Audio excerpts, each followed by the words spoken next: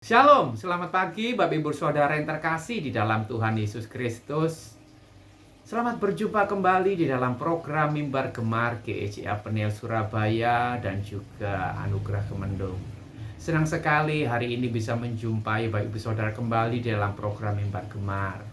Saya berharap program ini boleh senantiasa memberkati kita, sehingga membuat kita semakin bertumbuh di dalam Tuhan, semakin hidup dekat dengan Tuhan. Dan lebih daripada itu, kita mengalami terobosan di dalam kehidupan kita hari lepas hari. Puji Tuhan. Pagi hari ini, Rabu, tanggal 27 Maret 2024, saya diberkati di dalam pembacaan kita sebagaimana yang terambil di dalam Mazmur 101 ayat yang ke-2 sampai yang ke-8. Memang sebenarnya pembacaan kita hari ini Mazmur 101 ayat yang ke-4 dan seterusnya sampai 102. Tetapi ayat 4 dan seterusnya tidak bisa dipisahkan dengan ayat yang ke-1, 2, dan 3. Oleh sebab itu, saya akan membaca secara keseluruhan di dalam Mazmur 101 ini. Ya, Ibu Saudara perhatikan. Mazmur 101 perikopnya berbicara seorang raja bernasar. Mazmur Daud. Aku hendak menyanyikan kasih setia dan hukum. Aku hendak bermazmur bagimu, ya Tuhan. Ayat 2, aku hendak memperhatikan hidup yang tidak bercela. Bilakah engkau datang kepadaku, aku hendak hidup dalam ketulusan hatiku di dalam rumahku. Tiada kutaruh di depan mataku perkara dursila. Perbuatan murtad aku benci. Itu tak akan melekat kepadaku. 4. Hati yang bengkok akan menjauh daripadaku. Kejahatan aku tidak mau tahu. 5. Orang yang bersembunyi-sembunyi mengumpat temannya, dia akan kubinasakan. Orang yang sombong dan tinggi hati aku tidak suka. 6. Mataku tertuju kepada orang-orang yang setiawan di negeri, supaya mereka diam bersama-sama dengan aku. Orang yang hidup dengan cara yang tak bercela akan melayani aku. Orang yang melakukan tipu daya tidak akan diam di dalam rumahku. Orang yang berbicara dusta tidak akan tegak di depan mataku. Setiap pagi akan kubinasakan semua orang fasik di negeri. Akan kulenyapkan di kota Tuhan semua orang yang melakukan kejahatan. Haleluya. Renungan pagi hari ini saya beri tema Nasar seorang raja untuk hidup tidak bercela.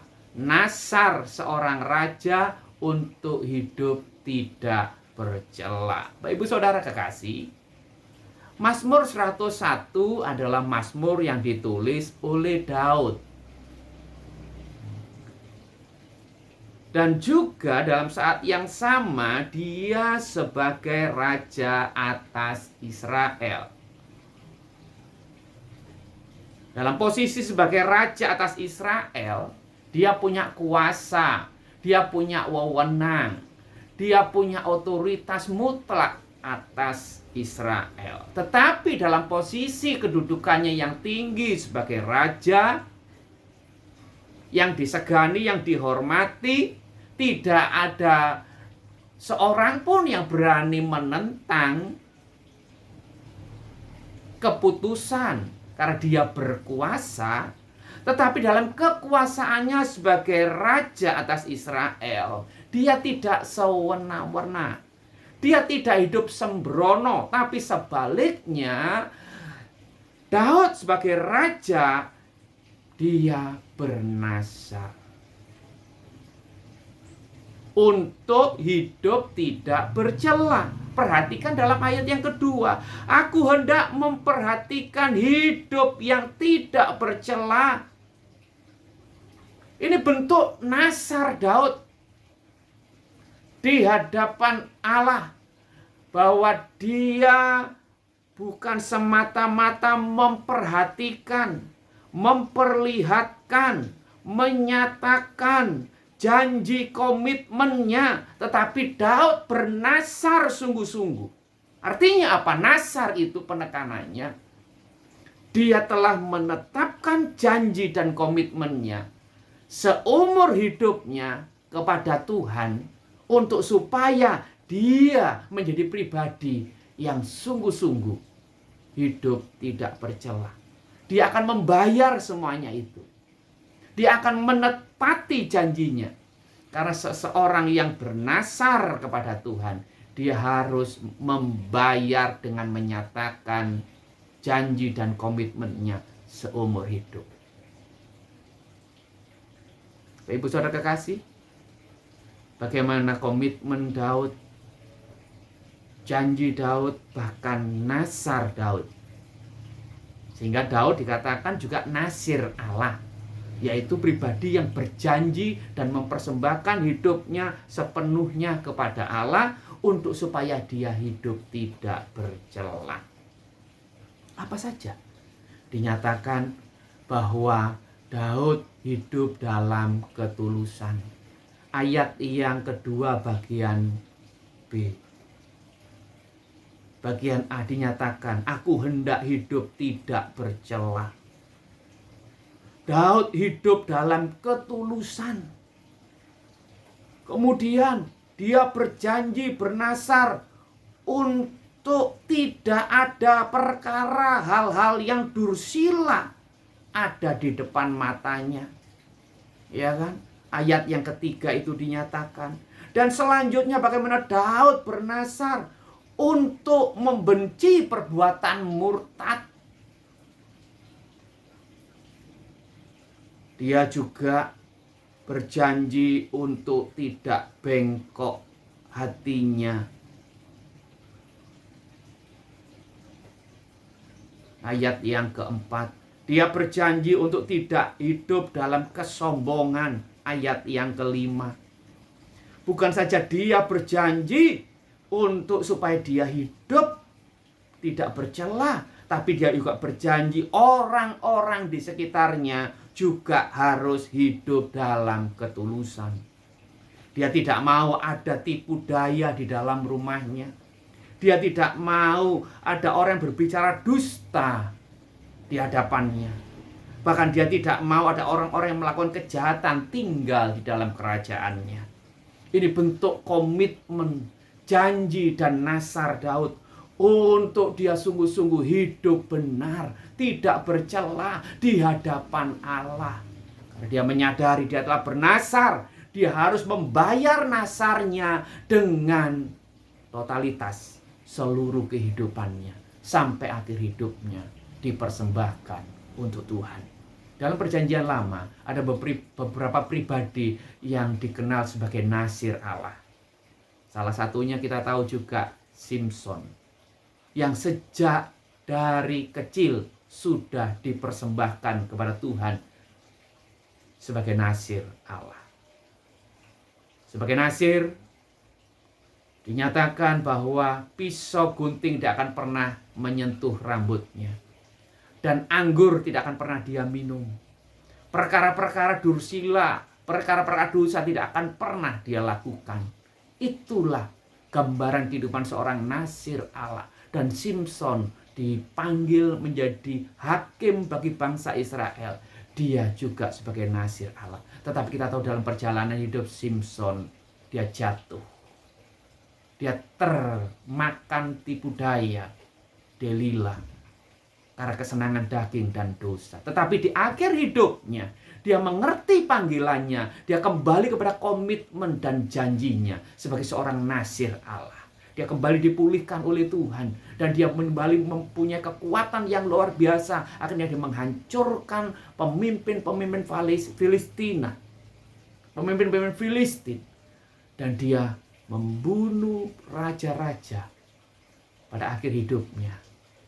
Lebih banyak dibanding ketika dia masih hidup. Bapak Ibu Saudara, Daud sebagai seorang nasir Allah, kita tahu, sekalipun dia berkomitmen untuk hidup tidak bercelah, dalam perjalanan hidupnya ada satu saat di mana Daud gagal. Ketika Daud berzina dengan Batseba. Kemudian ketika Daud merekayasa kematian Uria untuk supaya dia bisa mengambil Batseba menjadi istrinya.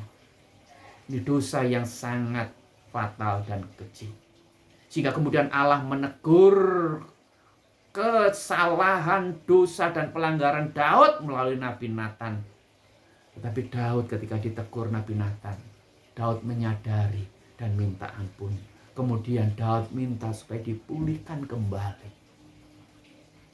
Dan dia berkomitmen untuk hidup tidak bercela sampai akhir hidupnya. Sehingga akhirnya dalam Kisah Para Rasul pasal 13, Bapak Ibu Saudara bisa lihat di sana ayat 22, dinyatakan tentang Daud, Allah telah menyatakan, aku telah mendapati Daud bin Isai, seorang yang berkenan di hatiku. Haleluya, garis bawahi. Tuhan berkata bahwa aku telah mendapati Daud bin Isai, seorang yang berkenan di hatiku, yang melakukan segala kehendakku. Daud dalam kehidupannya, sekalipun ada kegagalan, dia akhirnya sadar bahwa dia telah bernasar di hadapan Tuhan untuk hidup tidak bercelah. Dan dia membayar harga yang sangat mahal. Sekalipun dia pernah mengalami kejatuhan, dia bertobat dan minta ampun. Dan akhirnya dia berkomitmen sungguh-sungguh. Di sisa hidupnya, dia hidup tidak bercela. Sehingga Alkitab mencatat bahwa Daud pribadi yang berkenan di hati Tuhan. Yang pertama itu, Daud sebagai raja bernasar untuk hidup tidak bercela. Tetapi ada hal yang menarik ketika saya membaca di dalam ayat yang kedua dalam Mazmur 101. Di situ dikatakan, aku hendak memperhatikan hidup yang tidak bercela. Bilakah engkau datang kepadaku? Perhatikan kata engkau datang kepadaku. Kata engkau ini kata ganti orang ketiga tunggal. Berarti kata engkau ini adalah kata ganti untuk pribadi yang lebih agung, lebih tinggi daripada Daud. Padahal saat itu Daud sebagai raja atas Israel. Tapi Daud sadar di atas dia ada pribadi yang lebih berkuasa, ada pribadi yang jauh lebih dahsyat. Sehingga dia berkata, bilakah engkau datang kepadaku? Ini merujuk kepada pribadi Tuhan. Ini merujuk kepada pribadi Yahweh. Ini merujuk kepada pribadi yang kedua, yaitu Yesus Kristus Tuhan. Aku hendak hidup dalam ketulusan hatiku. Ibu saudara kekasih, bukankah kita tahu bersama bahwa Yesus adalah Raja di atas segala raja? Itu yang Alkitab nyatakan. Yesus juga adalah yang diurapi. Makanya disebut Kristus yang diurapi, yang dipilih, yang ditetapkan, yang dikhususkan untuk menjadi juru selamat. Nasir Allah dengan kata lain. Sehingga Yesus pun sejak dari lahir, pisau cukur tidak menyentuh rambutnya. Anggur tidak diminumnya. Perkara-perkara dursila dia tidak ada di dalam hidupnya. Sehingga Yesus disebut sebagai Nasir Allah. Ibu saudara kekasih, Yesus menyadari panggilannya, komitmennya.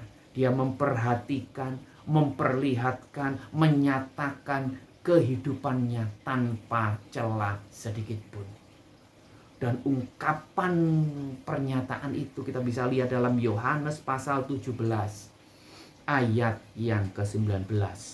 Yohanes pasal 17 ayat yang ke-19, di sana firman Tuhan berkata seperti ini. Dan aku menguduskan diriku bagi mereka, supaya mereka dikuduskan dalam kebenaran. Yesus sebagai Nasir Allah menyatakan nasarnya bahwa Yesus akan menguduskan dirinya bagi mereka. Siapa? Bagi murid-murid Tuhan. Bagi mereka siapa? Bagi orang-orang tebusannya. Umat-umat percaya yang dipanggil dan diselamatkan oleh Tuhan. Yesus berkomit menguduskan hidupnya untuk supaya mereka dibenarkan dan diselamatkan. Yesus sebagai Raja di atas segala raja bernasar untuk hidup tidak bercela, untuk supaya kita dibenarkan, diselamatkan. Poin yang ketiga, bagaimana dengan Bapak Ibu Saudara dan saya sebagai tanda kutip anak-anak raja, orang-orang percaya yang telah dipanggil dari kegelapan kepada terangnya yang ajaib. 1 Petrus katakan, engkau adalah imamat yang rajani. Bukankah kita sudah sepatutnya dan seharusnya juga bernasar di dalam hidup ini, untuk supaya kita hidup tidak bercela. Bapak Ibu Saudara terkasih, ini begitu penting. Kita menyadari bahwa dalam kehidupan kita dipanggil untuk berjanji, untuk berkomitmen, untuk memperlihatkan, memperhatikan, dan menyatakan kehidupan kita bahwa aku mau hidup tidak bercela di tengah-tengah dunia yang berdosa ini, di tengah-tengah angkatan yang bengkok hatinya dan sesat ini. Haleluya. Saya berharap ini menjadi nasar kita bersama sebagai orang-orang percaya, sebagai anak-anak Tuhan, sebagai anak-anak raja, imamat yang rajani. Hendaknya kita sama-sama bernasar, aku mau untuk hidup tidak bercela. Mengapa? Matius pasal 5 ayat 48 di sana dinyatakan, karena itu haruslah kamu sempurna sama seperti Bapamu yang di sorga sempurna. 1 Petrus pasal 1 14 16. Saya mengutip di dalam 1 Petrus pasal pertama 14 sampai 16 demikian. Hiduplah sebagai anak-anak yang taat dan jangan turuti hawa nafsu yang menguasai kamu pada waktu kebodohanmu. Tetapi hendaklah kamu menjadi kudus dalam seluruh hidupmu. Menjadi kudus dalam seluruh hidupmu artinya apa? Hidup tidak bercela sebagai nasir Allah, sebagai imamat-imamat yang rajani. Kita dipanggil untuk bernasar, untuk hidup tidak bercela. Bahkan dalam Filipi pasal 2 ayat yang ke-14 dan 15. Lakukanlah segala sesuatu dengan tidak bersungut-sungut dan berbantah-bantah, supaya kamu tiada beraib, firman Tuhan katakan, dan tiada bernoda sebagai anak-anak Allah, dan tidak bercela di tengah-tengah angkatan yang bengkok hatinya dan yang sesat ini, sehingga kamu bercahaya di antara mereka seperti bintang-bintang di dunia. Haleluya. Tuhan Yesus menolong kita bersama. Melalui renungan pagi hari ini kita diingatkan untuk kita bernasar, berani berjanji dan berkomitmen di hadapan Tuhan untuk hidup tidak bercela. Amin. Kita bersatu di dalam doa. Bapa kami yang di surga, kami mengucap syukur buat kebenaran firman Tuhan pagi hari ini yang mengingatkan kami tentang posisi kami sebagai nasir Allah. Seseorang yang telah Engkau panggil, Engkau pilih untuk kami bernasar di hadapan Tuhan, mempersembahkan dan menyerahkan kehidupan kami sepenuhnya kepada Tuhan untuk hidup tidak bercela. Kami sadar keterbatasan kelemahan kami. Oleh sebab itu, biarlah Allah Roh Kudus memenuhi hidup kami. Allah Roh Kudus memperlengkapi kami. Allah Roh Kudus memampukan kami untuk kami boleh sungguh-sungguh memperlihatkan, memperhatikan, menyatakan, menyaksikan kehidupan kami tidak bercela.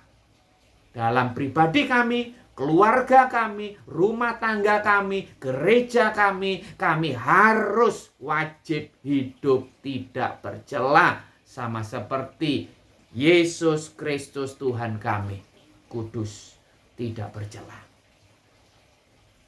Meteraikan firman-Mu dalam setiap hati kami, menjadi pegangan, sandaran, dan komitmen kami. Berkati setiap kami sebelum kami melakukan aktivitas kegiatan pagi ini, dipimpin, disertai, dilindungi, bahkan diberkati Tuhan. Dalam nama Tuhan Yesus kami berdoa dan mengucap syukur. Haleluya. Amin. Selamat pagi, selamat beraktivitas, salam bergema. Tuhan memberkati.